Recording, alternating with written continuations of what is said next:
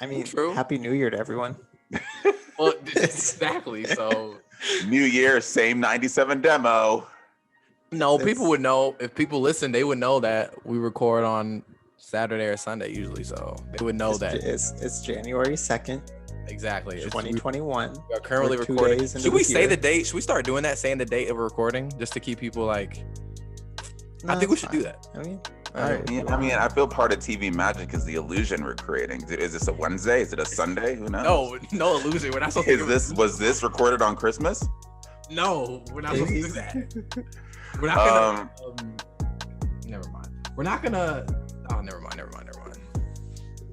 Noah's already an emotional wreck at the sentimentality, which I believe is a word of this final 97 demo. It is. This is the 29th episode.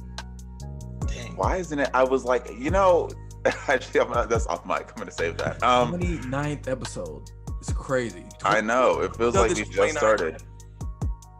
And Nnamdi, I guarantee Nnamdi did not think we were gonna get to 29 episodes. If I told Nnamdi we're gonna do 29 episodes, he was like, Oh, about if you're 15. gonna quit, I'm gonna do 5 with y'all, then it's gonna go downhill right after. But Nnamdi's gonna think you're not gonna stick with it. Nnamdi was like, I didn't think it would go this far either. exactly. Every time it was gonna be like a little like. I was like, oh, we'll do like a couple. See, but the real is once we got into it, I feel people, not everyone knows this. We did 3 practice episodes before recording our first actual pod. Once we did those, I was like, okay, I think we could actually get something going. And I want to re-listen. Like, we needed 1 episode next season needs to be us like listening and reacting to like our very first. Now, do you remember when our headlines were all news? When I was trying to push that, it was just news. It was just regular. It was news. It was like it would be so funny because it go from bought Universal. He was like, oh, it go from like 10 people in like Thailand are still reeling from a horrible flood to Jay-Z's last album. It makes sense. Yeah, exactly. Now it's like J. Cole dropped the album and there's drunk people taking Celine Dion's name. Oh no, y'all are just our segues this year. Fire. But okay, so I have to ask you gentlemen a question. If you went out, right, let's say you're partying New Year's Eve, you get drunk, you live in a country where changing your name is as easy as hopping on the internet, paying a couple dollars and changing your name, what celebrity or name would you be willing to drunkenly change your own name into? That is tough. It's a tough question. See, this is easy for me. What is it, Avery? I feel like it need to be someone that like I could easily be mistaken for, Okay. and like someone that like people would feel bad about like getting wrong. You know what I mean? Yeah. So I'd have to be like Hassan Minaj, like Aziz Ansari for me. Wait a And then second. people and then I would like show up and they'd be like, is that it? Is that? I don't know. And then just- Avery's like, yeah, table for Hassan Minaj. He's like, oh, that is him. It is him. It is That's what I him. have to. That's what I have to do. Do people really get you mistaken for that often?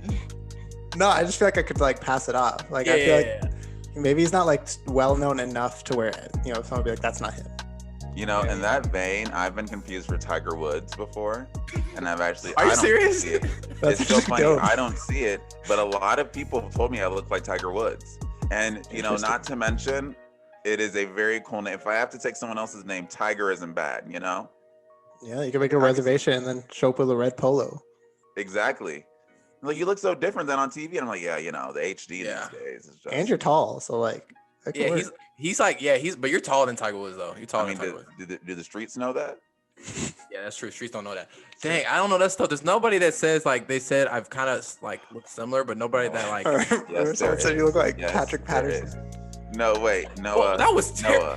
Noah. There is someone we all say you look Who? like. This shouldn't be hard for you. Who? Dumb. Bryson. Oh no. Oh. Wait, no, you need to do that dude from Grownish. Oh my gosh. yeah. Trevor Well, Jackson. either or it could Trevor work. Jackson. You know what's so crazy? I don't see it at all. It's nothing. No, you look like Trevor You look Jackson. like Trevor Jackson. But I I've feel heard like if that. you can choose any celebrity, I'd want to go bigger than Trevor Jackson because that's also sounds like a that's regular true. name. Because Trevor Jackson, people are like, oh. That's true. It'd be like a 12-year-old, like, oh, that's Trevor Jackson. Be like, oh, okay. But Bryson Tiller. Bryson Tiller, that's not that. I'd take it though. I'd take it. If I had to choose, I'd take Bryson Tiller. And for those confused as to how we got here, this is based off of an article we read where there is a man, I believe, in Canada. I think it was Canada. Canada? Canada or the UK, but I'm gonna say Canada, who got drunk and changed his name to Celine Dion, because you can do that online there. And woke up the next day and like, yeah, I didn't remember it, and I didn't actually know it happened until I got like the name change deed in the mail. But yeah, I'm now Mr. Celine Dion, and he said he's keeping it. So kudos to him. And tweet us who you would change into if you could, because we're building engagement on the 97 demo. Celine Dion. That's not a bad name though. Like, it really isn't. There's worse names out there. Okay. Welcome to the 97 demo. For the last time you heard that of 2020, and the first time you're hearing it of 2021, where we give you the latest in music news, headlines, releases, and a whole bunch more along the way. Interviews. Ooh, foreshadowing. Foreshadowing. Today we're, I guess we already finished our best of 2020 series last week with rap, but today we're talking about our own top 5 albums of 2020. I can't wait to get into that. And we're recording our final episode of, I guess, season 1 of the 97 demo. Season I don't know 1? if we do. I work in Season TV, like so my brain operates in TV terms, but yeah, season 1. Season 1-ish. Season 1-ish. Season 1-ish. Season 1. It's like, you know how Scandal used to have the mid-season break, then they'd come back after. We kind of did that, didn't we?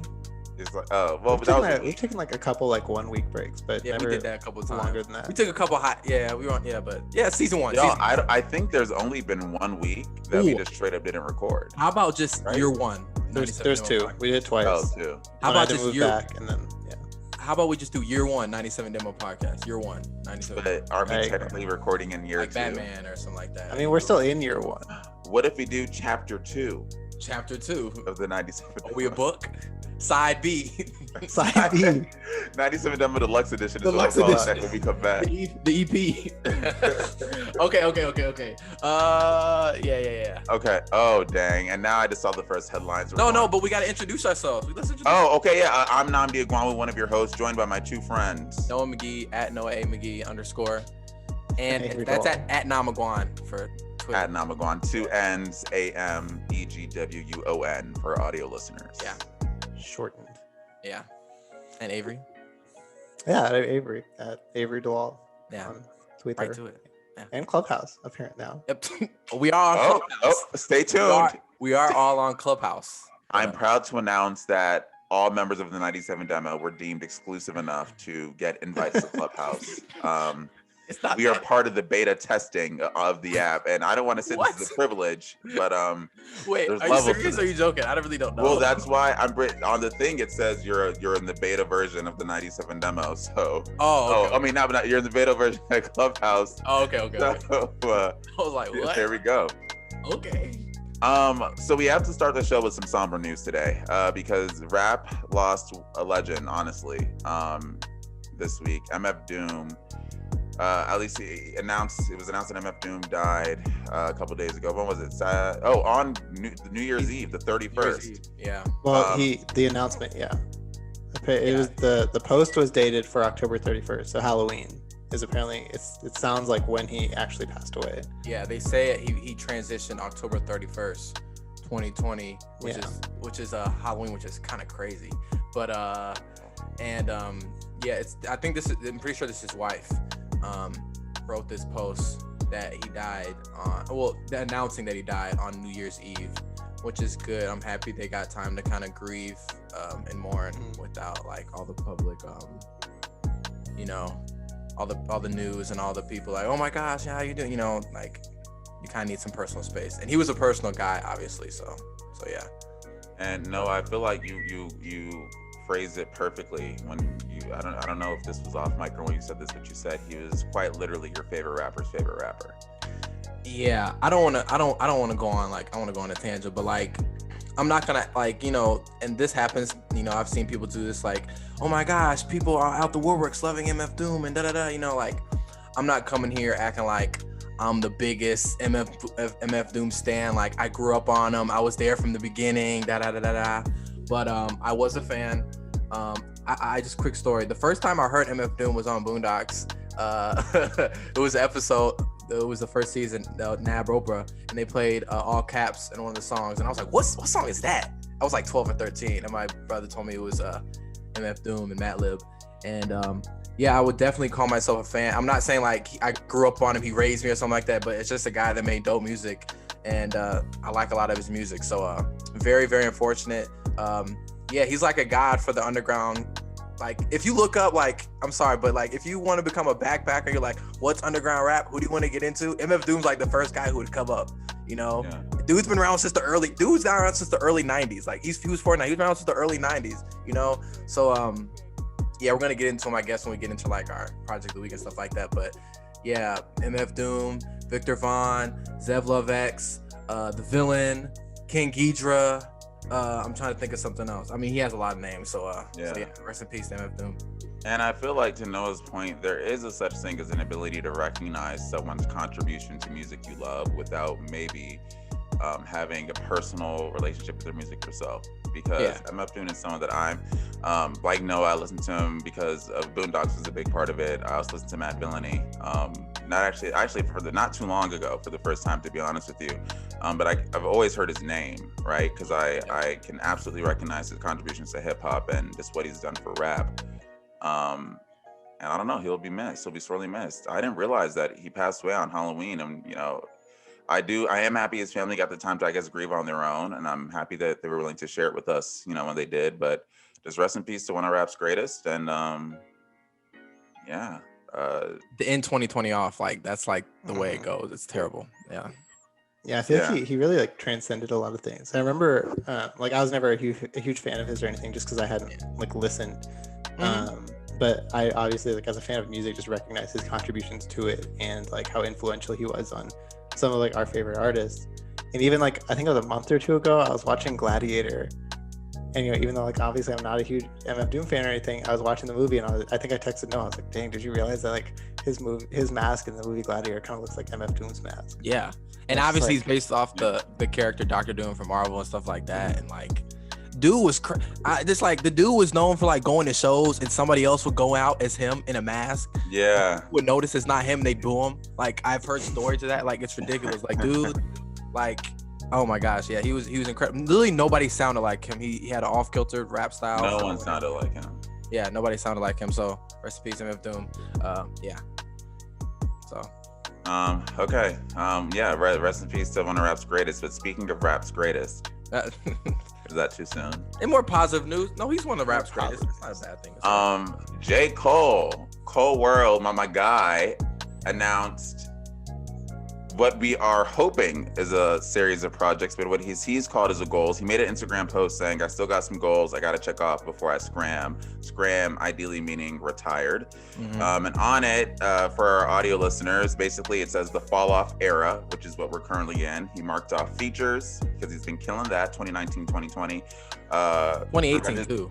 2018. Oh, 2018 to 2019, yeah. Revenge of the Dreamers 3, which was a great project, Grammy nominated. The off season, which I believe, or at least I was always under the impression would be some kind of mixtape or EP or something that comes soon. Yeah, that's what I'm assuming. It's a boy, which is new, but part of me everyone's saying that's the name of a project. I'm like, I think that's him saying that his wife may be pregnant again and it'll be a boy. That's what I thought. Unless I'm not sure. I guess that's you know up to the rumor mill. But I want to say it's musical because everything else on this list is musical, but yeah, if it's a kid, congrats. I just want to say, if it is a kid, I'm coming back to this episode and I'm clipping it, and we're gonna put in whatever, you know. I was gonna be like, I did that. So. And then I think, in my opinion, I think the fall off is in big letters and bolded and sharpied in because that's the only one on this list that's the actual album. I think the off season is gonna be low key, y'all. I think I kind of feel like the off season. Everyone's saying that's an album. I wouldn't be surprised if the off season is like now. Like this, where he hasn't really released. That's what I was thinking too. That's what he's thinking. A literal off season. Yeah, that's crazy too, because he's kind of bringing it all back. Because J. Cole always made like sports references and like his music and like his album titles and project titles. So like you're right. Maybe we're thinking about this. Like people were saying the off season, It's a Boy's a project. Maybe the off season is now. He's chilling. He's not doing anything. He's just. And It's a Boy. He might. I think he literally is saying, "I had a kid. Like it's a boy." Then after he has a kid, then he's gonna drop the album. I think you're right. I actually think I think this is literally a story of J. Cole. I don't think it's like just a list of albums, you know. But because we've heard the intro to the fall off, apparently, right? Apparently, yeah. True. After the end of KOD. Yeah, so maybe the fall off is like it might not come for like 2 years from now. Seriously, like No, I think he's giving us music 2021. We don't know. I mean, we don't. I mean, will we be surprised if J. Cole don't drop any music in 2021?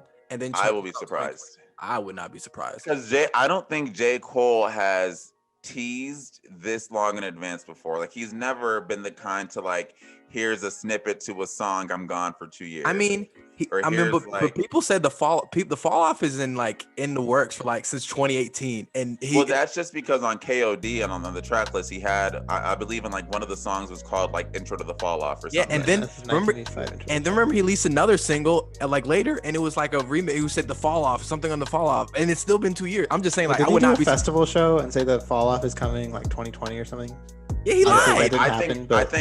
I think the Fall Off is super close, and honestly, I think I wouldn't be surprised if it's one of those albums that, you know, there are high-profile albums that were supposed to come out in 2020, but were pushed to 2021, including Drake. Watch J. Cole not come out till the summer, and I think J. Cole too.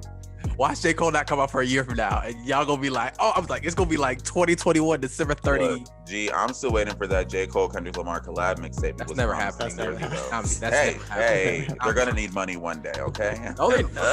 Okay, and then when they do it, they're gonna be 50, and Nnamdi gonna be the only one listening to it. Guys, y'all hear this? Fire. This is fire, man. Oh, J. Cole and Kendrick killing it, man. They gonna sound like Eminem. It's gonna be ridiculous. You guys, I want to introduce a new segment to the show, and I'm telling you all live, per usual, called Music Shaming, where we shame people who are being reckless in the music industry. And this is my objective way of starting that, because there is an artist, a Christian singer named Feucht. I'm gonna say that's Feucht. Is that the correct way to say it? It strikes me as German. My couple years doing German make me want to say it's Feucht. He's a Christian singer, volunteer pastor who has been defying COVID-19 protocols and rules and precautions in Los Angeles. So his most recent thing is he has been holding like a series of Let Us Worship concerts, which the cause itself good. He's been helping with the homeless. He's been encouraging people to gather and fellowship and beautiful stuff.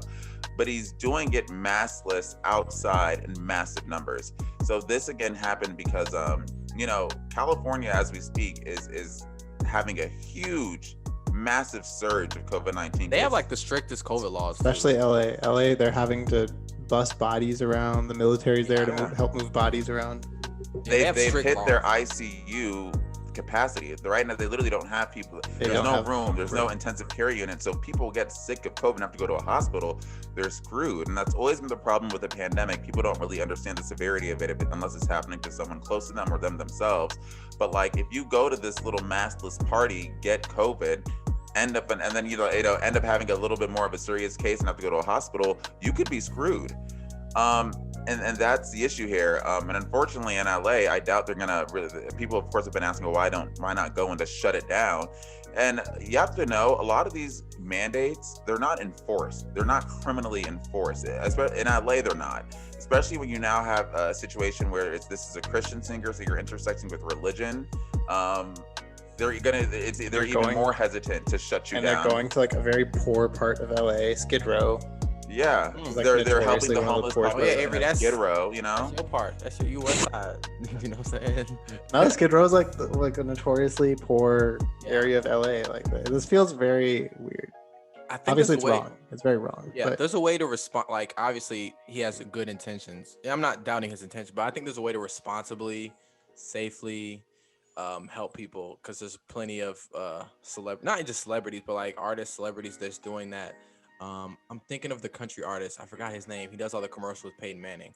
But I remember Brad Paisley. He created like a free grocery store in in Nashville and stuff like that. And I wanna make something clear here, because I know we just said we're not shaming his intentions, but I'm going to for a second.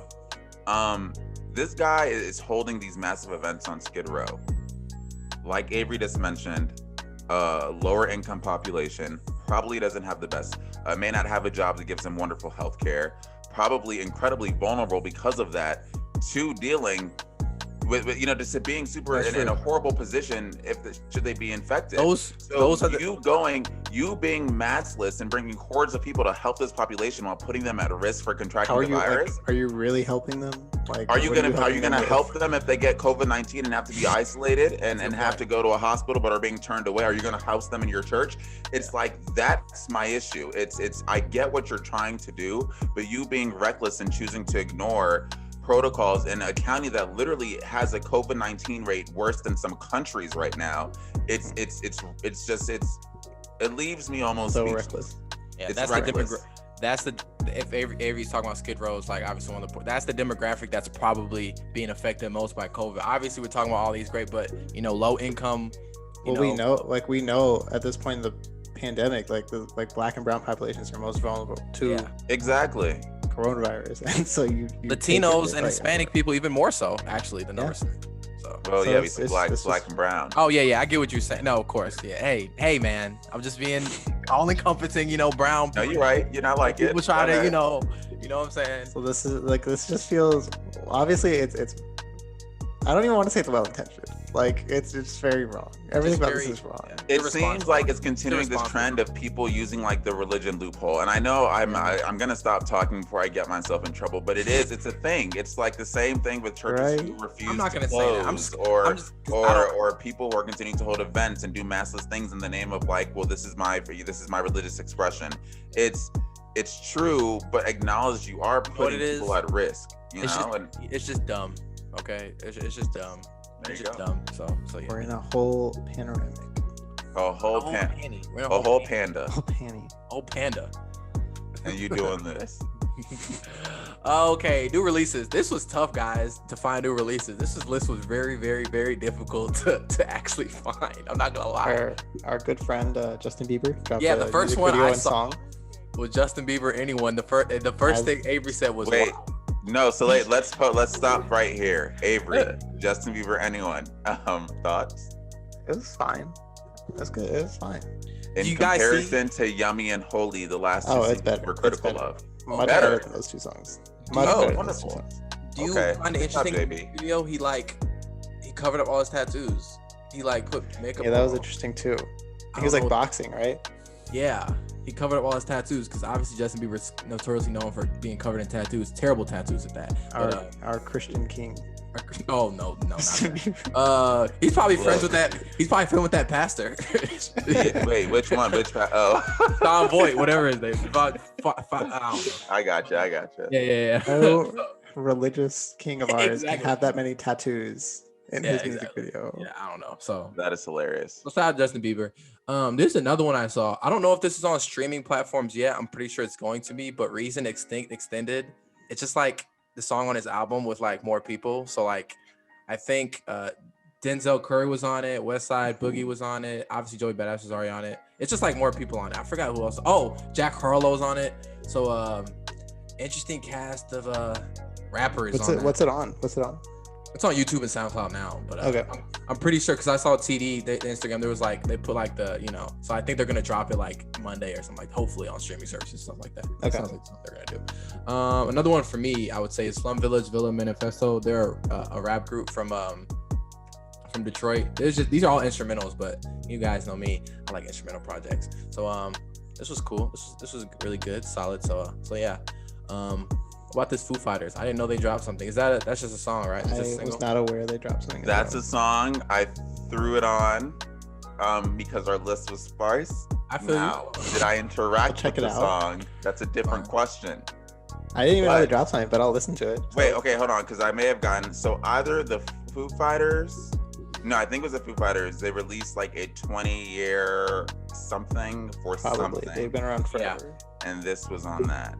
That's what's up. Knock on. See, now if we get taken down, we gotta blame you. Copyrighted. No, it's 30 seconds. I'm trying. I'm sorry. Wait, hold. What are you doing? Wait, we need to talk over it. What are you doing? Wait, did y'all hear that? Yes. No, I want Billboard to hear. What are you doing? Turn off your. It's Billboard because they have this autoplay. There's no way to turn it off, which, by the way, makes for a horrible user experience. No, listen, we pay for Billboard Pro. That's true. We did. Billboard. It is a horrible user experience when you have automatic drop-down banners, autoplay videos. Like, navigating the Billboard website is the most irritating thing in the world. Sorry. Yeah. Sorry, letting it go, but that's what that was. It was. I actually heard this Dua Lipa thing with Kylie. How do you say that name? Minogue.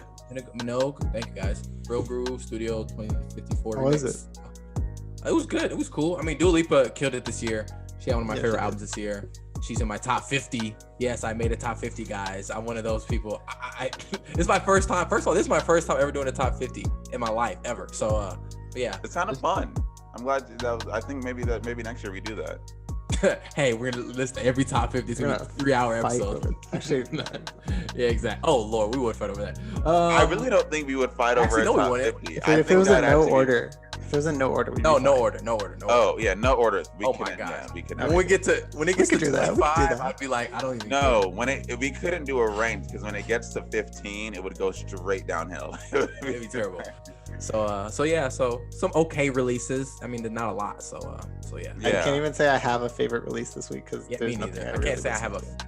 And normally I feel this week and last week are typically like the Christmas holiday weeks, and no one wants to release new music during those periods, unless you're like a powerhouse like Taylor Swift or something who can. Yeah, the charts reflect that, at least the hot one. Yeah. Speaking of Noah, it's just like these segues. You're killing it today. Killing it today, man. I'm usually not that guy either, but I know normally it's Avery, but okay. On the Billboard 200, Taylor Swift Evermore, #1 again. The power of Taylor Swift. She, I believe, is one of the only acts to have been #1 straight for 2 weeks like that in a while. Paul McCartney 3, #2. Music to be Murdered By, the B-side / deluxe. Look at his last though. Week. That's what I was gonna say. This, I believe, is a record, like, for biggest jump, because he went. Is this me again? Billboard. I blame Billboard, not you. I blame you. I blame Billboard, not you. This is Billboard. I can't control this. I just exited out. It's fine.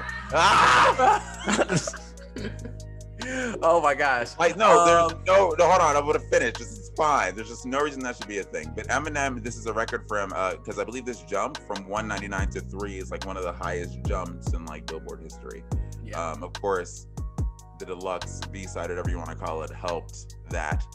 Christmas, Michael Bublé at #4. Mariah Carey, Merry Christmas, #5. I'm kind of surprised that Michael Bublé's album is outdoing Mariah Carey's. So I guess Mariah Carey's album is kind of carried by the one song. Michael Bublé, bro, I think the power of Michael Bublé, that album people love. I'm not actually gonna say, I think people love his Christmas album just as much as Mariah Carey. I know that's crazy to say. Well, no. If you're saying album, I don't think that's. I think people go to Mariah Carey's Christmas album for one. For a song, exactly. I think the song she has the most popular song, but that album, it's like. He's got such a perfect like Christmas voice too. He's a great singer. Yeah. He sounds like the old school kind of guys. He does. Soulful voice. What was his start? He wasn't like an American Idol guy, was he? Like, how did Michael Bublé get put on the map? I don't know. He's Canadian, so I don't know. Topic for next week.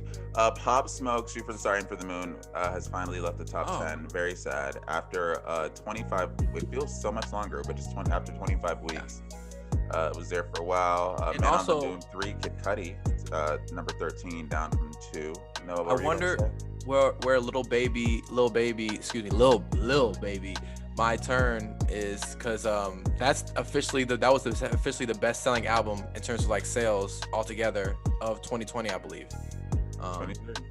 So Lil Baby, My Turn basically won the race. It was like him and The Weeknd. I feel like we're going back and forth, right? And then you have to remember Taylor Swift won for pure sales. Yeah. For pure sales was Taylor Swift, and I think Noah's saying total sales, which is like streaming everything. Yeah. Lil Baby, and then like Taylor was up there too, and The Weeknd was up Taylor there. Taylor Swift came out like 4 months before. It would have been a wrap, but it would have been a wrap. It would have been a Ohio State Clemson blowout. You feel me? But way to be current, Noah. There you go. Oh man. Okay. Over on the Hot 100, y'all. So this is a big week, and I got my stats ready. So the Hot 100 is basically Christmas songs. Top 5. All I Want Is Christmas for You is #1 again. Now has the record for holiday song with most weeks at #1. Rockin' Around the Christmas Tree is #2. Jingle Bell Rock is #3. Holly Jolly Christmas is 4. The Most Wonderful Time of the Year is 5. Now, you guys, this week, the top 10 has a record 9 holiday songs, just in the top 10. there are 39 holiday songs on the Hot 100, and that also is a record. So I'm kind of curious as to what's different about, maybe 2020 was so bad that people just needed some Christmas cheer in their lives, but there's never been this many holiday songs on the Hot 100 before. Maybe people like really needed to get into the spirit this year. Yeah. It was a tough one to get into, so maybe. Exactly. I agree with Avery. I think people were trying their best. Like if you see, this is the thing too, in like all, like in terms of like decorations, like people, like some people super went overboard to make sure their family was in the holiday spirit. Yeah. So I think people were just trying to go as hard as they can. Like we're gonna get in the Christmas spirit for these kids. You know what I'm saying? Like, especially you got younger kids too. So this is not surprising. And yeah, so this is reflective of like the last week, and obviously last week was Christmas. So this makes sense. So, and I always talk about how this is an annual bag for Mariah Carey, and I just like to make that clear. Like this is now she holds the record for longest period between her first number one and her last. There's a 30-year difference. The first one was in 1994. This one's in 2021. And then this specific song has charted at number one 3 different years now: 2019, 2020, 2021. Yeah, it's an annual bag for all these people though. Like especially like. You know, Nat King Cole, a lot of these people rock around the Christmas tree, like the Jingle Bell, all these songs are like. Avery, go to top 10 a little. The 4. I think he's like here too almost. Who? Nat King Cole. Yeah, 11. Oh, Wham! George Michael gets an annual check. Exactly. So a lot of these people get an annual check. Even Kelly Clarkson, people love that album too. So yeah. So shout out to everybody that makes great Christmas music, so we can feel good this weird year in 2020. So you know what song we didn't sing though? You know what song we didn't see at all? I wonder if it's even on streaming sites. I think that's probably the reason why. What? Maybe It's Cold Outside, which was canceled, and I was not faithful that the cancellation was going to work, but I think the song is actually canceled. Interesting.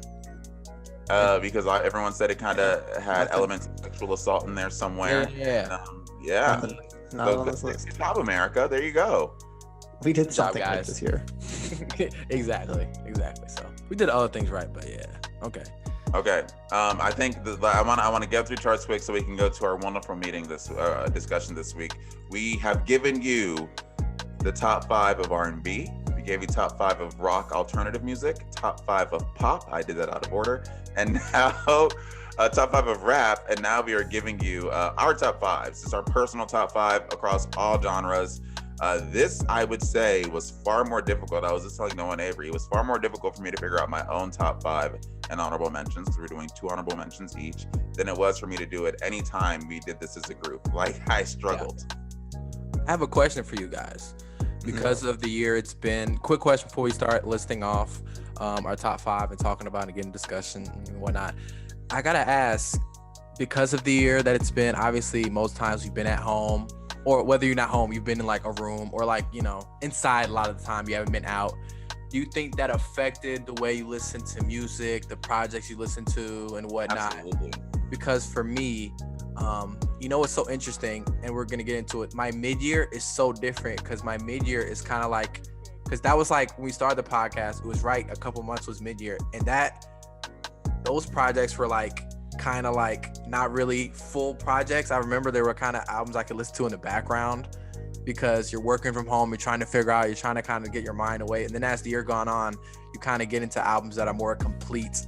That's for me too, but it kind of you know, changed the way you listen to music this year, because you weren't outside, so those turn up albums did not hit the same.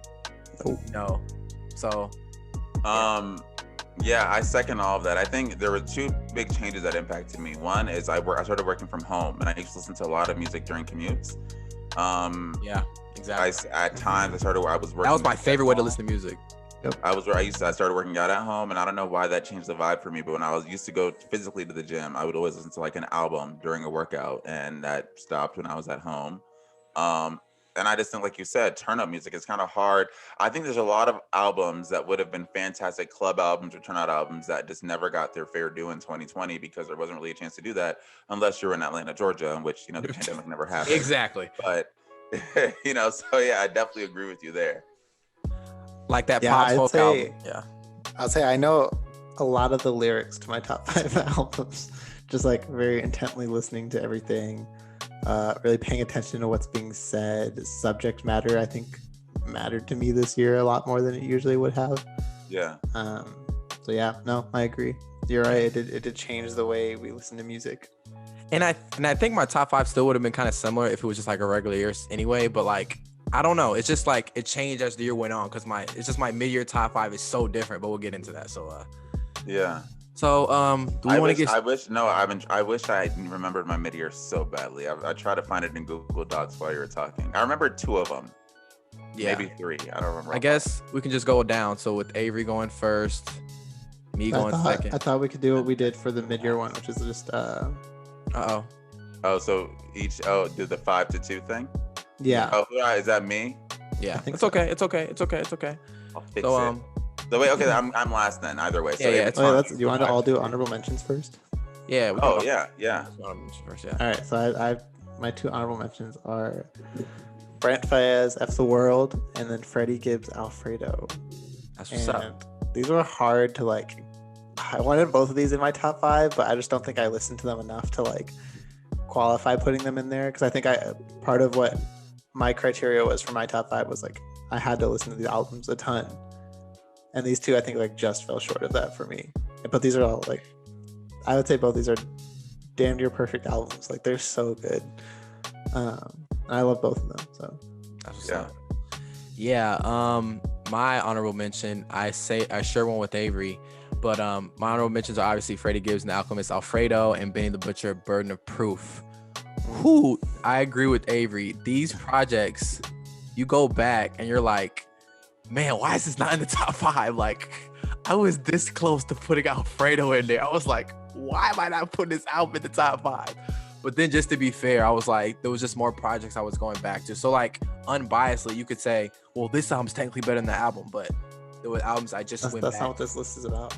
Yeah, exactly. For me I mean, for some people it is, but for me personally, like the projects I was constantly going back to, and those quite didn't make the top 5. Easily top 10. These are literally outside of my 5. These are like 6 and 7 in that order. So Alfredo and then Benny the Butcher, Burden of Proof. So yeah. But still, they both made our top 5 hip hop albums. So exactly. So mine and Avery, if you refresh this, it should work.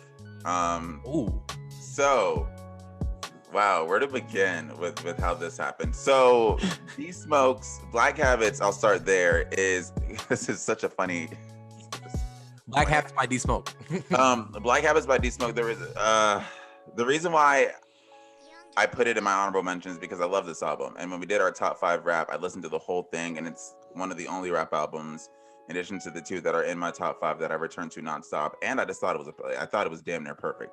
It's like a narrative. I loved every single song. Production is varied, and I was very big on that. This, before it was Black Habits, was Burden of Proof by Benny the Butcher, and I ended up switching it out with Black Habits because I thought the production on Black Habits was more varied throughout, and I'm really big on that. I just love the album, and if it was between, I'll tell you now, it was between this, Burden of Proof, and Detroit 2, and this one.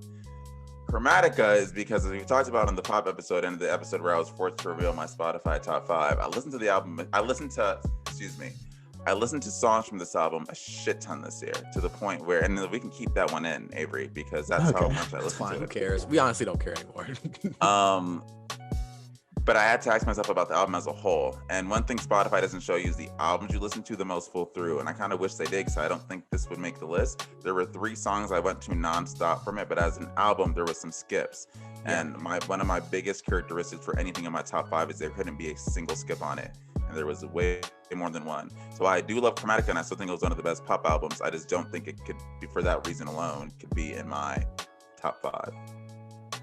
I'm so glad you pointed that out, Nnamdi, about songs, because that's almost the thing I had with Burden of Proof. Almost, even though I love the album as a whole, there's like some songs that really, really, really stand out that I went back to, that I would listen to and then like just go to another song, you know. But even though I love the album as a whole, but I agree with you. And all these albums are great. I'm gonna believe most of these made like Chromatica's top 5 pop, Brent Faiyaz's top 5 R&B, Burden of Proof was top 5 rap, Alfredo was top 5 rap. D Smoke was right outside the top 5. He was almost there. He was my concession so he could get a top 5. So and all these albums are great. So I mean, D Smoke, Lady Gaga, Alfredo, Brent Faiyaz, and Benny the Butcher all came with great albums in 2020, which is dope. Do we want to start here since we're here with Nnamdi? Now do you want to go 5 through 2? Well, no, Nah, let Nnamdi be last. We can go Avery. I got all excited about my name. I know you got them all excited. Everything like I'm going Now you're last. changing it last minute. All right, ready? All right, we'll start at number 5 for my list, for Avery's list. Avery Dalalas. Ooh. All right, so my number 5 album is Chip Chrome and the Monotones by The Neighborhood. This one I like surprised myself with last night when I was making this list, and I was like, dang, I did listen to that album a ton. Like it has to be somewhere around here. And I think I listened to it more than Alfredo and more than Brent Faya, so it made number 5. And we were talking about it before this podcast. Like, I think number 5 is the hardest one to come up with. You're like, this is like the last one on the list. Like, it's not towards the top, but you want it to be recognized. And I feel like this album didn't get enough love. There's one song I think that got like pretty big on it, but yeah, I absolutely love this album. It's so good. I don't know. I just keep coming back to it, and I can like just sing along to every song. It's a good car jam song. I'm in agreement with you on that. Also, a Noise Top 50 albums. There you go. All right, my number 4 album is Run the Jewels, RTJ4. I don't even know what more I can say about this album that we haven't said on this podcast already. It's like the beats are incredible, the rapping is amazing, the topics are like so on point. The time it came out was so relevant. Killer Mike has only like become like cooler since this album has come out. I don't even know. Do you guys have anything more to say about RTJ4? Because I honestly don't forget LP, because I think LP gets forgotten a lot because Killer Mike is obviously the most like out there in terms of his like style, like he really stands out. But LP's rapping on this. Yeah, don't his sleep on it too. It's so good. His bars dude does the production and he raps, and so. But yeah, I agree with you. So yeah, I love these two. It feels like every project they come out with has gotten better. It's crazy. And and that's wild because each one's so good. So like, oh my gosh, I'm just realizing that this album cover is a gun into a fist. Which Run the Jewels. Yeah. You didn't? No. Oh. That's not. No. That's just like their. That's like their The thing. first album cover is the guy holding like a chain and the gun, so it's like Run Them Jewels, like if somebody is like robbing you. So that is not, maybe because of the content matter. Good point though. Yeah. Maybe It could be relevant too. If I was writing an AP essay, could I defend? Okay, sorry. Gun lifting the fist. Yeah. Yeah, I get you. My number 3 album is, I had to block this out. I had to throw this in Photoshop because I didn't want to get reported on here. But my number 3 album is Charlie XCX, How I'm Feeling Now. Yeah, her shirt's a little transparent on this album cover. I just wanted to just be on the safer side here. got you. Okay. I never noticed that. Okay. Yeah, I just wanted to be safe here. But I thought this was the best pop album of the year. I think it's amazing. It's so like experimental. It sounds so different than every other pop album that's just come out. And like, as we saw on our like top 5 pop of the year and all that, like you went either way with it. Like Nnamdi, and I don't think you two connected with his album that much, but I loved it. And I also think, like I said this a bunch too, like I think this album could be like a time capsule and something you can look back on a few years from now and be like, oh yeah, we were in a pandemic in 2020, and like this was like the first pandemic album to like really come out, and she wrote it in quarantine. So yeah. This was mine. And then my number 2 album, which is the last one I'll go, is The Weeknd, After Hours. This is another one where I don't even know what more I can say about this one either. Like the story he's telling on here, this really made me realize that like The Weeknd and Abel are like 2 different people. And like I've never been a huge Weeknd fan before this album, but this album made me like a massive fan. And yeah, I don't know. I love this album a lot. Also, we've discussed it a lot on this podcast. Yeah, exactly. Any thoughts? My 5 through 2. Oh, what's gonna be your number 1? Hold up. I don't even know. I don't remember. Crap. Okay. Oh crap. Okay. It's my turn now. Oh wow. Okay. Wait. Hold on. It's cool. Yeah. Similar to Avery, I went this based off like replay value. Simply albums I was going back to the most this year, and yeah, like. Even if on this album, some albums this year, people could say, technically this album had the better concept, and that's all true. But this, just for me, the albums I was going back to the most and listening to the most. So at number 5, which I agree with Avery and Nnamdi, this was the toughest to do. But Run the Jewels RTJ4 made it, which was also on my mid-year. It was number 4 on my mid-year, actually. RTJ4, this album just holds up. I agree with Avery. First of all, the first song, he comes in, smack you in the face with it. They both come in, smack you in the face with it. Back at it, like, yeah. So, and I agree with Avery. Perfect timing, the way it came out. The fact that Walking in the Snow was written, they recorded in July 2019 is ridiculous. So, this is also I know it's one like of the best album closers of the year. I agree. One of the best album closers. I agree. And the thing that, obviously they're hype and everything, and there's a lot of hype stuff, but this is one of the most important albums I feel like to release in 2020, in my opinion. One of the most important albums released in 2020 because just the topics on here, and obviously LP, El Producto, and Killer Mike kill it on here.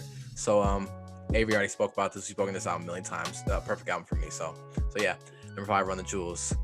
Number 4. Now, this is in my mid-year. I had a knowledge project. It was Meek Volume 5, I believe. Actually, it was Meek Volume 5. But like I said, because of the year it was, and the way we were listening to music, and obviously working from home, I needed albums I could listen to without getting distracted. So sometimes listen to albums with lyrics and people singing and rapping could sometimes distract me. And this Knowledge 1988 album is all instrumental. So it's a couple of tracks with singers on there, like Anderson .Paak's on one of the songs. Yeah, I love that song. Duran Bernard is on one of the songs, on the last song, I believe. But other than that, it's instrumentals. I put it on while I'm working and I just let it flow. And I mean, I get why people don't necessarily find instrumental albums interesting, but there's still a story told on here. As you could see, the shirt he's wearing is a dream, Memorial in Washington, D.C. I have a dream speech, and there's a lot of those elements and the samples he uses on the album. So yeah, I really, really enjoy this album. So I will say I'm not shocked at all that you have an instrumental on here, but I am shocked that this is the instrumental on here. Really? I thought you might have kept the other one. Nah. That's the thing. That last one was shorter. It was cool, but I mean, it was just like these lo-fi beats over Meek Mill rapping, and it was cool. I still like it. But this is just, You don't like Meek Mill that much, what you're saying?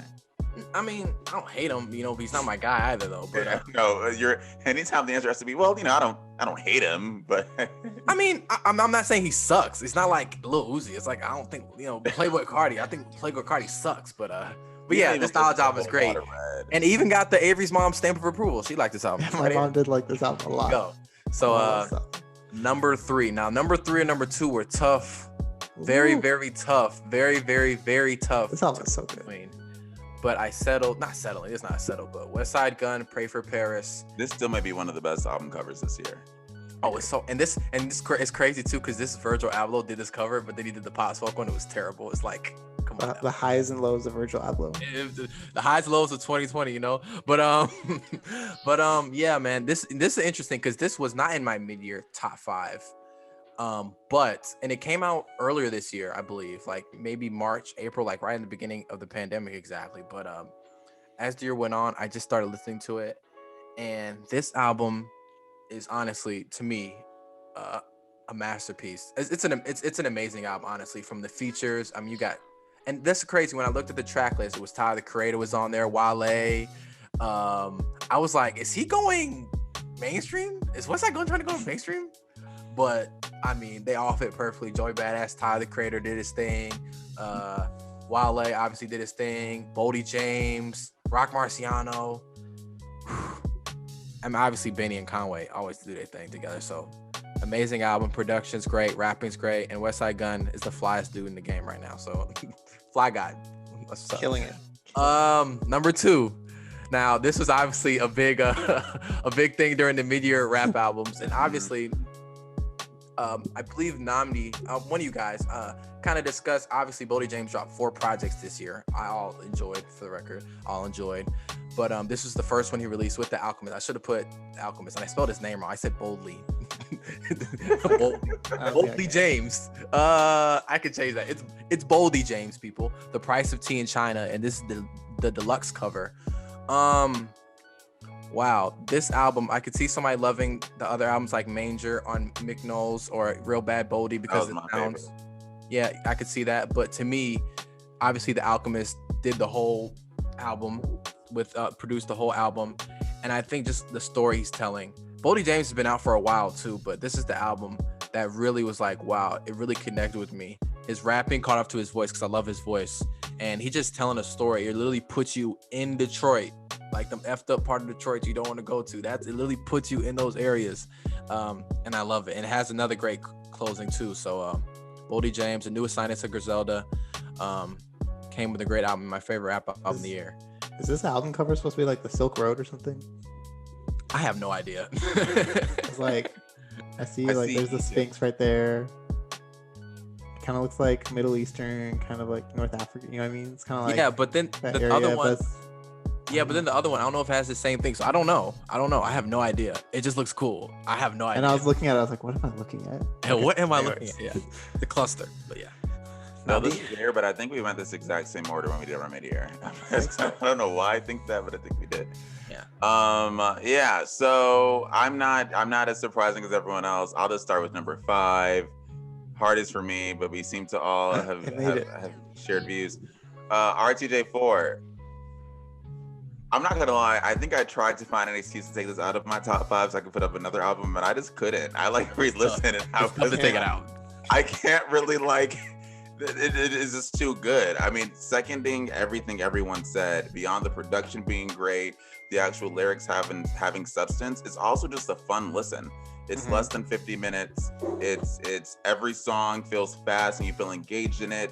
There's no skips. There's not room for a breath. You can just kind of sit in it and enjoy it. They have a Just, which is, or JU money sign T, which is a collab with Pharrell. I absolutely love. My favorite song on the record, I think. They just released a video for Walking in the Snow, which is another great song I love. There's too many pros and not enough cons to justify removing this from anyone's top 5. And I think that's why you literally saw it in all of our top 5s. And I'm still shocked the Grammys just didn't agree for some reason. Because there's just not a single metric I can understand. Well, no, yeah, there's not really metrics I understand for not giving Run the Jewels their coins and kind of the respect they deserve. But considering the other artists that got nominated too. True, yeah. But I guess we on the 97 demo give people their props, and RTJ4 was definitely one of this year's best albums. So my number 5.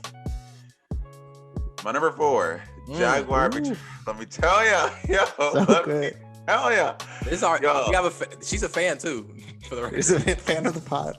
Jaguar Victoria Monet is number 4, and this wasn't on my mid-year because I don't know if it came out by then, but it absolutely, like, every single song's a hit. I think Jaguar may be my favorite song this year, period. If I had to do a best song to 2020, I'm not positive that Jaguar wouldn't be at number 1 on that list. Experience is great. Moment, Dive, and that right there, there's only like 10 songs in it, so I just named off the top like half of the album as highlights, and there's not any letdowns on it. Like it's literally the perfect 30-minute R&B album. Absolutely love it. Give Victoria Monet her credit. I can't wait to see what she's doing next, and I think off of this is her debut studio album, I think, too. Yeah. Don't quote me, but I'm pretty sure it is.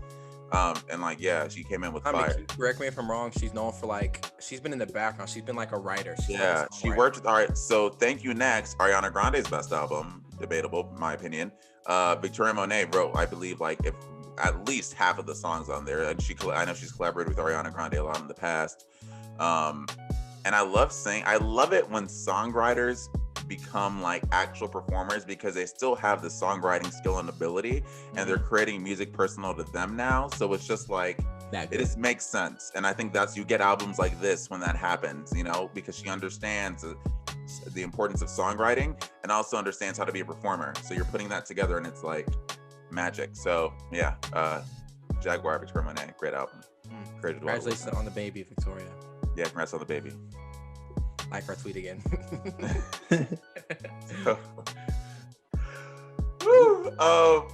Yeah, this is a hot take because I don't think neither Avery or Noah like this album as much as I do. But Savage Mode 2 by 21 Savage made my top, and Metro Boomin. I keep on forgetting to give this man his props. I know, right? But it makes my top 5, and that's strictly off the fact that in any top 5 I did, replay value was heavily considered, and I have gone back to this album so much. And there's not really skips for me. I can sit down and listen to it, including all the interludes and the Morgan Freeman narrations in one sitting. And I've done this multiple times. I don't know why I feel a connection to this album. I have not lived half the experiences being discussed in this album, but I still sing "Lock in My Lap" at the top of my lungs, like I'm living that. Running. Funny enough, one of the songs I like the least, but isn't a skip, is "Mr. Right Now," which is the biggest one, the Drake collab. It's fine. Snitches and Rats, like it's I just love the album. And then I love how they didn't really do a traditional deluxe. They did a chopped and screwed version, and I just thought that was That's cool. creative. Yeah, it's like an old mix. It looks like an old mixtape, like they photoshopped on, which is cool. Yeah, so this also wasn't in my mid-year top 5, and I'm kind of shocked it's in this top 5. But again, I made that list of 15 and made it, and I was like, well, I listened to it a lot, and I enjoyed it every single time. And you like the first album they came out with together? No, they have. You talking about 21 Savage and Metro Boomin? Mm-hmm. Yeah, they have one before. It's called Savage. Yeah, I was asking, did you like it, Nnamdi? Not as much as this one. Yeah. Mm-hmm. And I don't really know. Like, I can't explain. I think honestly, what it is with me is I would call this a trap album, right? Mm-hmm. This one's way more focused than the first one. And it's focused. That's a perfect word. And I feel for so long the excuse of the trap albums has been because the beat is crazy, we don't have to care about what they're saying. Or because the beat is crazy, we don't have to actually treat it like an actual album and expect cohesion and like a narrative and like it to flow well. And this album to me felt like a rebellion of all of that. I think they took the album very, very seriously. Even though you may be talking about like shooting people and whatever and snitches and whatever, the rap ability on it is great. The story they're telling is great. The Morgan Freeman narration is great. It's very cohesive. It's about 40 something minutes. Like it's such a well put together album. And I'm gonna give him his chips for that. I agree with you for the record too. Savage Much too. My number 3. And my number. I don't know what's coming next, so. I don't really remember either. But my number 2 is After My Ass. Oh, it's so good. It's just so good. Oh man. In addition to Jaguar, the album. Honestly, I may have listened to this more because I used to work crazy hours and I would be up and I'd listen to this album on loop from like 2 a.m. to like 10 a.m., which is obviously the times that you're in your feelings. And it's short. It's just every single song. My personal favorite is F the World Itself, the title track. But like every single song on it is just. I mean, it's just there's no skips. There's no skips. And I know someone else here is probably gonna have it on their top 5. I'm actually surprised I didn't see it on. Well, no, Avery had it as an honorable mention, so it's fine. But yeah, F the World Brand Fayez, number 2, great album. Yeah, I think we're gonna be talking about it a little bit more in a little bit. But I was thinking, never mind. All right. Now we're getting to the number 1s. Okay. Hold on, for the record. I have no idea what Nnamdi's number 1's gonna be. Hold on, yeah. Before we get to our number 1s, I just want to say I'm not super. Even though I didn't know exactly, I'm not surprised. But with any of the albums that were in your top 5, it's kind of consistent with what you guys have been saying the whole year. So yeah, I think you guys have all had. We could probably each guess each other's number 1. I think. Oh, I know everybody's number 1. I know everybody's number 1 already. Wait! I love games. Wait, do you know because you looked or you know because you know us? I know because I know you guys. Okay, then here's what we're gonna do. Avery, before you go to number 1, we're gonna guess your number 1. No, don't guess. This is the easiest one. It's easy. Why? I thought it was fun. I want us to guess each other's number 1s. Y'all know me or not? Okay. You want me to guess right now? This is the easy. Y'all could say it at the same exact time. Okay, now 3. Album name on 3. 1, 2, 3. Punisher. Like Phoebe Bridgers. Wow, you guys are so smart. Yeah, I think when we reviewed this album, it was one of our first reviews that we did. Maybe the second. I think it might have been the second review that we did. Yeah, it was second. I gave this a 9 out of 10 because I didn't feel like 3 days was enough for me to give it a 10 out of 10. It's a 10 A couple days later, I was like, yeah, this is a 10 out of 10. Like, this album is so good. I don't know how this little white lady I felt like she was writing some of the songs about me. I was like, these are so personal and sad and just everything that I loved about her first album, Stranger in the Alps, everything I loved about her collab with Connor Oberst in Better Oblivion Community Center, everything I loved about her work in Boy Genius, kind of felt like it all came to a head here to where she merged all of those different sounds that she's been working with and put them on this album. So Stranger in the Alps was super mellow, and she still continued those like mellow sounds here. And then Better Oblivion went more rock, and she had more like louder rock songs on here with like I See You and Kyoto. And I can't honestly, there's no song on here that I would skip. It's like I can listen to all of them and like get in my feels and like be happy. Her songwriting is like absolutely phenomenal on this album. I think she's one of the best songwriters out right now. And then the album closes with one like probably the best, in my opinion, the best closer on an album that I've heard. It's so cinematic and so cool. And yeah, and the screaming at the end. I love everything about this album. I can't stop raving about it. It was something that I'm going to be listening to far after this year.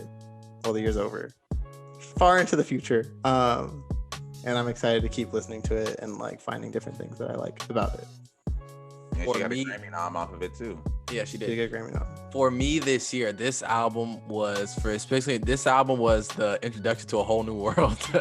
But I agree, Avery. She's an incredible songwriter. I said that on the review too. I said she's an incredible songwriter. Some of these lyrics are depressing but very good. Girl, you need help. Oh my God. It's so funny. She's sad. No, she's sad. She's very sad. Like she's I'm not as sure that she's sad versus that when she is sad, she writes it into music. Okay, true. Presently, she may be fine, but like you can tell this is her outlet. Yeah, maybe she's venting. You're right. True. That's a good point too. I mean, y'all know I bang to Kyoto any day of the week. I love it. Oh, man. I love everything about this album. It's just so good. The lyrics are great. Like there's about a lyric on every song that I can like remember and just be like, oh, that's a good one. Yeah. And I'm happy that you guys enjoyed it as well. That was like one of my highlights of doing the pod this year was being able to like, hey, we should listen to this. And then like you guys being like, wow, that was actually good. I still go back to ICU. That's my personal favorite. Dude, that makes me so happy. Yeah. Of course. Also in those top 50 albums of the year. Wait, hold up. No, go to it. Just don't go to number one yet. Go to number one. I know, I'm not gonna go to number one yet. Okay. We're guessing it. Oh, we guessing? Is that what we're doing? Hold on. I mean, this one's easy too. This is easy. I'd probably be guessing you give the spiel. Okay, go ahead. Well, do we want to curse or do we want to say the abbreviation? I was just gonna say the abbreviation. No, say the curse. F that curse. I'm sorry. I need my job. Curse. Hey, yo. Honestly, I need this job. I think it's okay. No, I think it's okay to say it if that's if that's the name of the album. It's not like we're cursing. It's like and that's the name of the album. That's the name of the album. In my opinion. I'm still saying the abbreviation. Okay. On 3, 1, 2, 3. F the world. W. F the world. Oh, you're going. Fuck the world. By Ben Feucht. I put it on there, so I don't care. Yeah. Brent Faiyaz, Fuck the World. Nothing has changed from my mid-year. This was also my number one by far. I mean, wow, what can I say? I'm a Brent Faiyaz stan. I will listen to everything and love everything he comes out with. I mean, what else can I say? 10 tracks, 26 minutes. And I'm kind of in a disagreement with you, Nnamdi, on a little point. You said when you're in your feels. He's not in his feels on this album. He said. Sorry. When I was listening to this album at 2 a.m, when I was feeling bad about power relationships and wanted to feel a little bit toxically confident. Yeah, exactly.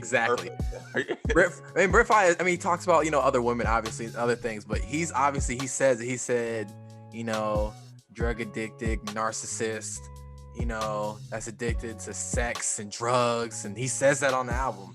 And he says, if you don't get it, you don't get it. But if you get it, it's because you live it. That's what he says on the album. That's what he says on the album. Yeah, I agree with this. When you're up, I agree with you, though. When you're up 2 a.m, you're like, man, I just need a vibe. Throw this album on, 26 minutes. Every song is a banger. Some personal standouts for me are Clouded. Obviously, that's one of the ones that people love. Clouded. Been Away is just a vibe. I love that all the way through. Rehab, Winter in Paris. Oh my God. That's a top tier one. Ooh. Lost Kids Get Money, which is basically just a freestyle. It's a freestyle, like it's really a freestyle, but I still love it. And I still wish Make It Out, the last track was longer. But can we include Dead Man Walking? Just Dead Man Walking. I'm still exactly. Wait, so you gonna act like the self-titled track ain't one of the best? I said personal favorites. Hold up, you already said first of all, every. I know, but I want to know. Did you skip it because I already said it, or did you skip it because it's not a personal favorite? They're all my. I can't really honestly. Wow. I just said some standouts. Wow. First of all, I said some standouts. Okay, every song here is a 10 out of 10 for me personally. So yeah. And I also gotta say the Chopped and Screw version of this album is still great too. I was listening to that a lot this year too. So I couldn't differentiate, between the two. They're obviously the same album, but Brent Faiyaz, man, keep doing your thing, man. Amazing album. Is that deluxe coming out anytime soon? I don't know. That's one deluxe I'd be cool with, because it would make sense. He only gave us 10 songs. You know what's crazy too? I don't even think he tried. I feel like he just threw some songs together. He just made one of the best albums of the year. And the bass line in Rehab, I don't know what that is sampling or what, but that's like powerful. Like, I don't know what that is. That is makes me want to be in, like, you remember Rihanna's Work music video where she's dancing in the club with Drake? Whenever I hear Rehab, like that part, like that scene slows down and all of a sudden they're moving like it's super. That's so good. That's like what my head goes to. Okay. That's so good. And he's getting his flowers now. People love him. He's about to be on every feature now, I feel like, in 2021. Yeah, he is. He's about to get snatched up. But yeah. I can't wait. I can't wait. I hope he says no. You don't got to say yes to everybody, Brian. Yeah. Nnamdi, what if he's on like J. Cole's album? I mean, it would make sense. Great. I don't know. I don't know. If I go disrespect J. Cole's wife on there. Yeah, that's true. Okay, now Nnamdi's number one. Hold on. No. I don't even know. I don't even know. It'd be hard because if it wasn't in the top 5 or honorable mentions. Avery. Wait, hold on. Okay, yeah, Avery. It's easy. Are you serious, Avery? I don't know. I'm blanking right now. Know me? 1, Do I even know you? 3. After Hours. After Hours, yeah. That's Avery, come on, what else could it have been? The whole year we I forgot. I'm sorry, I blanked. Jesus. I blanked. I'm yeah. sorry. Look, my boy Abel did it. I don't know how much more I have to defend this album publicly for y'all to understand my love for it, but I love this album. Everything Avery said. It's longer than all the other albums on here, I think. That good. But gosh, there's not a skip, and the highs are like mind-boggling high. Like Escape from LA is a favorite for me. Feucht is a favorite for me. Even the singles, Blinding Lights is a favorite. I remember the track that is the weakest in my opinion is still like a 9. So when I say weak, it's like not weak. It's Heartless, and that was the first single. Oh my gosh! Yeah. After that, it just goes up, and you're already at like an 8, 9. Mm-hmm. Blinding Lights was a smash hit that I feel was one of the few hugely commercial songs that is actually super good. I loved every song. To Avery's point, I'm a sucker for storytelling in an album. And Abel, one thing about him is he'll find a narrative and he'll stick to it. The videos will be about that narrative. Performances will be about that narrative. The costumes he wears when he goes out will fit that narrative. And he's so good at the storytelling part of it. And once you do that, I'm hooked. I'm engaged. I'm with you. Artist has committed to a character this year more than The Weeknd. Yes, the man has showed up to award shows with broken bandages on his head. Bandages. It's incredible. It's just he's an amazing performer, and I can't wait to see I'm actually honestly kind of scared a little bit to see how he tries to top this, because this is like almost a perfect album, a damn near a perfect album. In his own words, he said this is his best. This is his most perfect album. It's just the R&B tracks are great. The 80s sampling is like it's grabbing from the 80s sound on songs like Hardest to Love and Scared to Live. Like even the music videos are borrowing from those themes. Yes, slasher films, kind of like. You know what he is? If Brent Faiyaz had a crazier brother or cousin, it's like Brent Faiyaz is like on the lows, chilling, smoking. Weeknd's out getting drunk. No, here's what it is. Brent Faiyaz like smokes weed, and The Weeknd does coke. That's coke. I mean, yeah. Oh, perfect. Yes. Yeah, exactly. I think the only thing that happens whenever I do these kind of things is like I just get mad at the Grammys all over again because I just can't believe them. Yeah, I just can't. But they got recognition from the 97 Demo podcast. Exactly, and that honestly is worth more. I agree. I think so. I think so. Okay, so all of our number one. So this is honestly kind of a way of saying the 97 Demo's real favorite albums of 2020 were Punisher, Phoebe Bridgers, F the World, Brent Faiyaz. After Hours, The Weeknd, which is a very, I'd say if we put those three up, I think that's like a. Those are basically everybody's favorite albums this year. No matter like. I mean, like. I think we only. I mean, and you know what's so crazy? Everybody would expect it. Oh, like, and they all made our own top five, so we don't look stupid. I love that. Oh yeah. Like I love that. Yeah, exactly. We all had, all of us obviously had to make some sacrifice with each of the different genres in the top five, but these ones were going to make it. And I don't think anybody questioned them either. Like After Hours, a slam dunk, was going to be in the top five. Brent Fayez was a slam dunk, top five. Phoebe Bridgers, no question. We really even discussed it on that episode because we were like, it's going to make it. We didn't even talk about it. Yeah. We didn't even talk. We was like, oh yeah, don't even touch that. Oh yeah, man. Great year in music, I would say. Do you guys consider it a good year in music? You would say? I agree. It was a challenging one, and I think it was really interesting to see how artists overcame that, and also how they innovated off of what happened. And I think we got some incredible music out of that as well. And honestly, I think what you saw, I remember when we did mid-year, I said like, oh, there hasn't been that many like big releases. I'm grateful for the lack of high profile releases this year, because I think it really gave some acts that we may not have been familiar with otherwise an opportunity to shine. The artists that I feel released music in 2020, despite knowing they probably can't perform to promote it, they can't rely on like super crazy visuals or maybe engage with fans like they normally used to, are the artists who really said, my music stands on its own. Like I can put out music, I can put out this album and people will connect and feel it and they'll love it. And I think the artists that succeeded at that really benefited from 2020. Like I think Victoria Monet, Brent Fayez, Benny the Butcher, like those are just off the top. Freddie Gibbs, arguably, like I think they really benefited from the fact that it was sort of people were kind of chilling. The big dogs were kind of sitting this year out, and it gave them an opportunity to really say like, hey, like I also kill at this making music thing, and now you can see it. So I appreciate 2020 for exposing me to acts that I may not have been familiar with otherwise. Yeah. And obviously, give a shout out to all the artists who released music in 2020, because it did take balls to release music in 2020. Because as we mentioned, obviously there's a lot of artists that aren't, big acts. They're underground artists. The artists don't have a big following, and they really rely on the touring and merch and, people being there and festivals.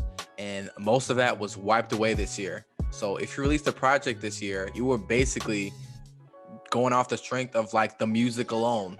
Yeah. And maybe you had merch and stuff like that. But, this is, I really commend the artists that did release music this year, because they lost a lot of money this year. They lost a lot of money. There's a lot they could have lost, and there's a lot to not gain by not releasing an album in this year in 2020. Yeah. But they did. And shout out to artists that stood the test of time. And we're gonna remember this year in the music. I mean, 2020 is a historical year, and we're gonna remember the music that was with us that year. So absolutely, retweet all of that. Yeah, man. Is it what albums are you guys most looking forward to next year? Just like one each. Well, this is unfair because we all know what my one is. Say it. The Fall Off by J. Cole, whenever that comes. I'm very looking forward to seeing how he tries to follow up KOD, especially after a successful run of features in the meantime, Yeah. Number one for me, and it's been since 2016. Oh. Say it. Where is Isaiah Rashad? Where are you? I'm waiting. It's been, wait a second, 2016 or 2017? I believe 20. Wasn't he supposed to release? I feel like in 2019, someone said he was supposed to drop in 2020. Well, that's the thing. Is that not a thing? He had leaks, leaks of songs and stuff like that.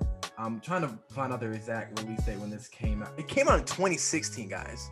5 years by the time it hopefully comes out.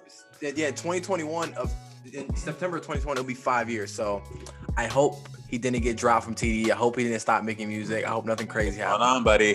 What's going on? That's my number one. I'm waiting for, and I'm really hoping. Obviously, I don't want to be the spoiled fan. He's like, you got to release music. Like every artist has his thing. I want to be that guy, but I'm really hoping he releases music because I like his music a lot. So. Did you see Rihanna clap back to a fan? I'm gonna let Avery go, but did you, off that point, did you see a fan? She was like, R9 not coming, buddy. He commented, he was like, you need to be focused on making a new album or something like that. And Rihanna responded, this is such a 2019 comment. Grow up. Love Rihanna. Avery? Only because I don't know if there's gonna be a Kendrick Lamar project coming out this year. I'm gonna say Drake because I'm pumped. That should be this month. Because he's coming actually. And that should be this month. That should be January. Yeah. Yeah, I'm I'm kind of nervous. I just really want it to be good. I'm excited. I think it's gonna be good. Because I think Drake's gonna try to be the first big release of 2021. With that, he's kind of setting the bar for. Oh, the you rap know what to that come. means? Kendrick gonna drop right just to spite him. He's gonna Right drop. and I can't wait though. I need it. can't I wait need though. He gonna drop a single later. Like y'all thought it was. Yo, are we looking at a year that may be another 2016 as like an big album? you took in terms of like Could big be. artists dropping. SZA's Albums probably from gonna come all out this three. year. Albums from Drake, Cole, and Kendrick. Are we looking at that? That could happen. Seems Seriously likely. hoping. Likely, yeah. Because I think Kendrick's rearing up. Drake, Yeah. we know it's dropping in this year, and J. Cole, I feel like it's probably like it's like we don't know for sure, but yeah, it's. I think Frank released. Ocean's dropping this year. Who? I think No. Frank Ocean's gonna come out. Okay. I'm over waiting for Frank Ocean. I no longer base my musical agenda around Franklin. Frank. Is that his full name? Is it I Franklin? have no clue. Oh, I- you Frank's think not even that- his real name. It's like Christopher, isn't it? Yeah, he's Franklin, just making up stuff. The turtle. Oh, man. Okay, your projects of the week. Projects of the week. Ooh, Avery, Want to go in the same order that we did the listing? So I guess we can go Avery, me, and then Nnamdi. Well, that's also the way the thing was. Exactly. There you go. That worked. So yeah. My project of the week is Demon Days by the Gorillaz. I think it came out in 2004, 2005. It's classic. It has I'm forgetting all the names of the song now, but it has the Gorillaz song that everyone knows on here. That one song. It has that one song. Feel Good Inc. That one. Yeah, there you go. And it also has Dare on here as well. But yeah, love this album. And I kind of was listening to it because the MF Doom thing. He has a song on there called November Has Come. And that's one of the better songs in there, in my opinion. And that's kind of what drew me back to this album. So yeah, that's my project of the week. MF Doom impacted all of us, it seems. I agree. Yeah, MF Doom impacted all of our projects of the week. Yeah, obviously there was another project I was kind of locked in I was gonna do, but obviously the news of MF Doom really affected all of us, and I kind of just went back to some of my favorite projects, MF Doom. So Nnamdi took my favorite, but this is my top three. Under his alias Victor Vaughn, Vaudeville Villain, his third album released in 2003, I believe. This is a great album. It's kind of all set in like a open mic night thing. It's really cool. Obviously, he has so many different aliases and personalities, and this is just another one. He has some standouts on here, like Can I Watch with Nicki. It's not Nicki Minaj. The artist's name is Nicki, I believe, the rapper, her name. But yeah, Victor Vaughn, Vaudeville Villain. My second favorite Is it MF Doom album, and then M Food is third for me. But is it yeah. set during like a vaudeville kind of like 20s kind of show? Kind of, yeah. Yeah. Yeah. He does that. And, if you listen to his albums, you can attest to this too. And if you guys, listen to his albums, like he always has like these weird, sketches in between with like old cartoon, superhero stuff. And it's awesome. And he's the villain. He's Mhm. He's like, he is the villain. He's quite literally the villain. So yeah, shout out to. And I love, gosh, you know how I just had that whole rant about how when someone commits to a character or story, throw an album, I'm a sucker. Well, MF Doom does that. You see how weak? We were talking about Weekend for the Year. This is MF Doom for his whole life. So he's committed to this character. So yeah. Career. Yeah. I chose, I think, Noah's best album, and also, which makes sense because this is the album that put me on to MF Doom, Mad Villainy. And I re-listened literally the day he died. I texted them like, I'm gonna re-listen to Mad Villainy because I feel sad. And yeah, I mean, it just reminds you that he was a great rapper, and then you start to be able to see. It makes sense who in the later generation was inspired by him. Like Tyler the Creator, I know, was a huge MF Doom fan, and like that makes sense to me. But to Noah's point, he was super creative. The sketches throughout. They have a little at some point in Mad Villainy, they have the illest villains. I think that whole intro was just like a little character-ish like thing where they're all the villains. It's a great body of work, and he really will be missed. And I know anytime someone passes, you always say, I wish they could have seen the love and respect while they were here, but I don't think it's ever too late. So, shout out MF Doom, and may he rest in peace. That's the great thing about music. Their music lives on forever. So it's never too late to get into it. Even if you weren't a big MF Doom fan while he was alive, you can still appreciate his impact and still enjoy his music. It's not like you can't enjoy his music now. You're not allowed. You can still enjoy his music and be like, wow, I really missed out. You can enjoy his music now. Yeah, it's not like disingenuous to do so either.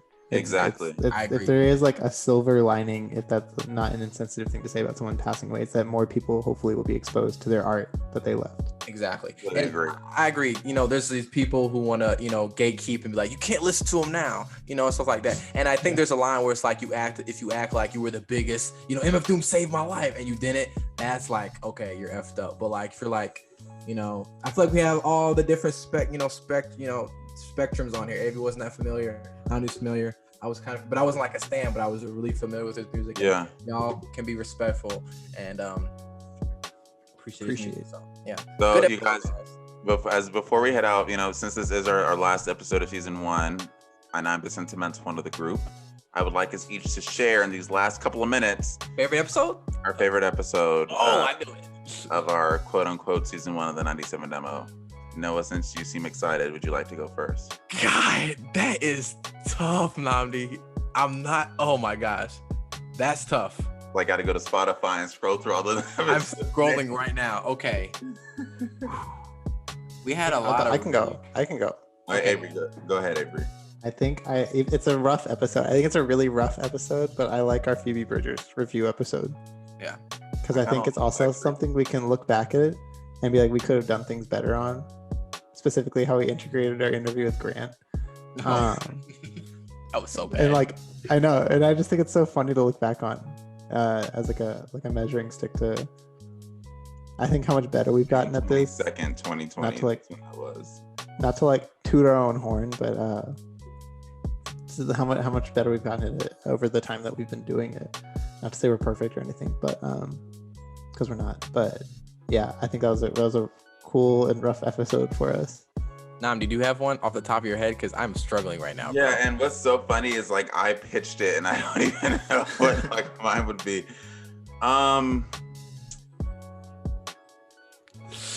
Yeah, I'm like, what? If I could do like a top 3 or 5, it's so tough. Okay. Oh, okay. I got one. Okay, I got 1 or 2, but this is one of my favorites. Okay. Episode. I'm gonna say it and y'all can guess. Okay. Okay. Hold on. I gotta find it. Okay. Episode 14. Kanye West graduation deep dive. Ooh, that was something different. We haven't done it. Wait, why is that not on my Spotify? Should we mess up that upload? No, we have it on there. Maybe you didn't download it or whatnot, but but Kanye West, Kanye's graduation deep dive. It was the anniversary of Kanye's album. Obviously, Kanye's been in a lot of news this year, but I really enjoyed this. I really, really enjoyed this. It wasn't like a review, obviously. We just didn't like talk about, we like this song. We kind of talked about the whole context of that album and how it influenced a whole decade of music and rap and music in general. And the whole thing behind it with the 50 Cent, you know, not beef, but like competition of who's going to sell the most. I really, really enjoyed doing that. And we kind of did a lot of preparation for that. I think that was Nnamdi or Avery. It was kind of, I don't remember which one you guys did it, but it was like, we should do that, you know, deep dive thing. And it was just fun. It was really fun. I enjoyed it. We just got to listen to an album that we all really love a lot. So yeah, it was fun talking about it. So that's one of my favorites. So I have an episode in mind and I'm trying to remember which one it was. I'm going to say it was, wow, we've done a lot of these episodes. I'm like, when we did a summer standout episode, I forgot about that one. That too. But I think I'm gonna have to say it is. Say it. Just don't think about it. Say it. I want to say this Religion episode. Okay. And I think I'm saying that because there was a certain point we hit where I was like, oh wow, I think we're good at this. Where I listened to our episode and I felt entertained for the full hour and a half, whatever it was. And I think it was that. And is this my favorite for that reason? Exactly. I listened to it and I was like, yo, okay, like we've cleared the bar of just putting together a podcast, making it informative and entertaining and engaging. And they liked it. They literally engaged with us. They quoted even though we didn't like love the album, they were like, we respect it. Even though we were critical. Yeah. And I think that with that, there's also the positive memory of that being the first time we posted something and like the actual celebrity or musician we were talking about responded, despite us having I think 40 something Twitter followers at the time, you know? So it just felt cool and it was a very validating experience on 2 fronts there. So I agree with you. that really gave us the push. We were kind of like, I feel like at a point we were kind of feeling stagnant, like we're just doing this. But then that gave us a push, like, oh wow, people are like people are listening. Let's step our stuff up. People are listening. Like, you know, we have consistent listeners now. Like, it was very exciting. With you, bro. So yeah, Spillage or Spillage Village, if you are listening to this, we did send you a DM for an interview. Don't want to be mean, but still in red. So going on. At least they didn't read it. This is not like left on red. Listen to us, you know, talk bad about the album for 4 minutes, and then, you know. Guys, I'm really glad we decided to do this podcast. During the pandemic, this is something I'm actually proud of, even though like the pandemic sucks. I'm really glad we decided to do this podcast, guys. And I'm glad, or I really am glad about it. Like, this is honestly like always fun to do this podcast. I really enjoy it. So this episode just became longer because we started getting emotional, but I think we should keep it in there. But yeah. Oh no, we definitely should, because this is what makes us us. We're friends first, you know. Yeah. So this is the end of year one. Not year one. It's season one. Whatever you want. Episode one. Whatever. Season one, book one, chapter one. Chapter one. We're gonna come back, guys, in a couple of weeks. Wait, and you know, I'm not gonna. We're not something. There might be something special dropped in the middle there. Something special. Wait, what? There might be. I don't know how we plan to incorporate this. Oh, okay. We're gonna discuss. Let's just say there's gonna be surprises on the way. Yeah. Fingers crossed. Grammys are happening. So will we be back for Grammys? Perhaps. Yeah, we are. We still mad about After Hours? Yes, we are. I mean, we have to talk about the Grammys. Do we have to? Do we have to, or do they want to? We have to get mad about something. This is the internet, guys. Like, we have to get mad about something. Oh yeah, if we don't get mad, we're not doing something right. Exactly. Okay, all right. So yeah, we're coming back. Grammys, I think, are February. So maybe you'll see us then, maybe not. We're definitely gonna have some surprises on the way, so be on the lookout. Follow our Twitter page. Our newly minted Instagram page is up. So definitely check us out on all platforms at the 97 Demo everywhere. To the people who have listened and more than once and have come back at any point to hear what we have to say, thank you for supporting us. We're literally just three friends, three journalists who all love music and decided to get on a mic and start talking about it and recording our conversation. So anyone who has listened to us or even come back, we are truly appreciative, and we hope you stick around and, you know, don't forget about us during this 3 or 4 weeks that we're off. We will be back. We love doing this, and we are very appreciative to everyone and anyone who has given us a chance. So yeah, I mean, I think does that wrap us up for season one, guys? I think so. I mean, I think so. So yeah, we will see you all, anyone who's listening, soon.